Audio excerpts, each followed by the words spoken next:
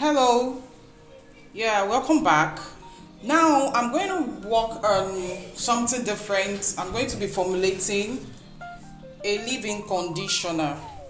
A leave-in conditioner. So I'm going to be, this is my recipe paper, though you're going to see it in full in the class. I did some adjustment. And mind you, when you are formulating, you make sure that your surfaces are clean and your hands are clean and your containers are clean. So I'm going to be adding my distilled water first at 67%.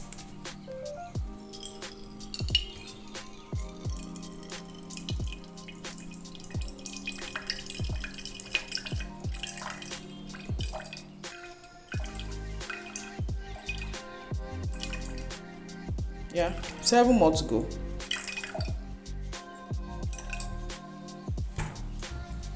A little bit overboard. Yeah, 67% of your distilled water, and therein this distilled water I'm going to be adding my rose water. I love the effect of rose water in conditioners. This is rose water extracted, okay, and you can see the color. This is organic original rose water. Sometimes you have the white type, but this has a higher percentage of rose. Okay, so I'm going to be adding my rose water. Rose water will help you condition your hair and give it a very nice texture. 3%. That's overboard, but this is for explanation purpose. Okay, so that is it. Then I set this aside. I've measured out my condition e-wax, emulsifying wax, and cetyl alcohol. Emulsifying wax is the binding agent that adds your water and oil together. The cetyl alcohol is a cold thickener in the product. So I have 2 of them here. So here I'm going to be adding my shea butter into my cetyl alcohol and my e-wax to melt them on the heat afterwards. So I'm adding this, they're going to melt together. And in here I'm going to be adding my coconut oil also. I've measured it out here. So mind you, your coconut oil, your oils and butters going together in your cetyl alcohol and emulsifying wax. So all this will be going to the heat. So lest I forget, my olive oil is going in here at 5 grams. I'm doing a total of 100 grams. They have been calculated. 5 grams of olive oil. Mind you, when you are producing or formulating for sale, for business purposes, you can add as much ingredients as your formula can contain. We are going to discuss that in the class. Okay, so this is a guide for you. This training is aimed at making you a formulator yourself. Okay, so this will be going to the heat together with the water. So these are to be hot up to 70 degree melting points, and we'll combine this together. We're coming back, you'll see how the emulsification process will take place.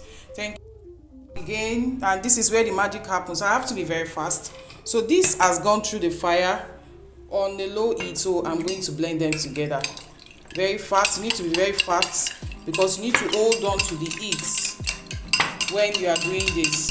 So I've combined my oil and my water together, and I have to blend this. If you don't have a stick blender, you can keep stirring with your egg whisk.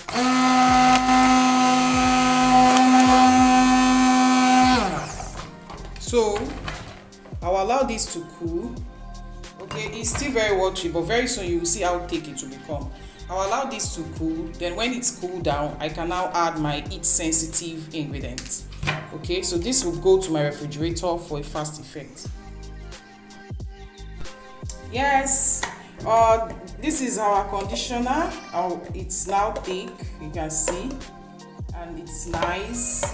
The consistency is beautiful. Let's look at this. Okay, and I will still get it thicker than this maybe by tomorrow, but this is beautiful. So I'm going to add the heat sensitive ingredients, which are my preservative. Preservative at 1 gram only. Okay. I'm using phenoxyethanol. I have liquid Jamal Plus, but I feel like using this today. That's my preservative, and I'm going to make use of my apple fragrance. Okay, I want that nice apple smell. And I'm going to make use of my lavender oil. I hope you're enjoying the class. Yeah, I know you're enjoying it. That's my lavender oil at 1 gram. Okay. And I'm going to test for my pH. Like I said before, you need to test for the pH of your product, and I want to achieve between 4.5 to 5. I'm going to be using the pH stripe. You can also use a calibrated pH meter. So let's see the pH of our product, if it's okay. If it's not okay, then we adjust it. Okay, I want to achieve between 4.5. I don't know if you can see what I have here, but this is quite close. Yeah, this is quite close to what I really need. Okay, it's about 4.5 to 5 gram. But for a buffer, I'm still going to add my citric acid because it might change over time. So I would like to just add a little of my citric acid. Okay, it might change over time, so I really will do that for adjustment purposes. Okay, so I'll be adding a very tiny amount of my citric acid to assist my pH level. So that's very small amount of it. I use distilled water, and it's showing me that all my ingredients are on point. The pH is okay, but I need to buffer it a little bit with that citric acid. I'm not using my whisk with the electric right now because of my electrical connection, but afterwards I'm going to whisk properly. But I'm mixing this manually with my hand, and you can see it. This is very nice. So I'll check. So I'm checking this. I'm sure the pH level would have increased significantly. Okay. So I'm okay with what I have here. You might not be seeing this. Okay. So I have pH between 5 and 4.5. This is the meter. So when you place your product on this, it will show you the category where your pH belongs.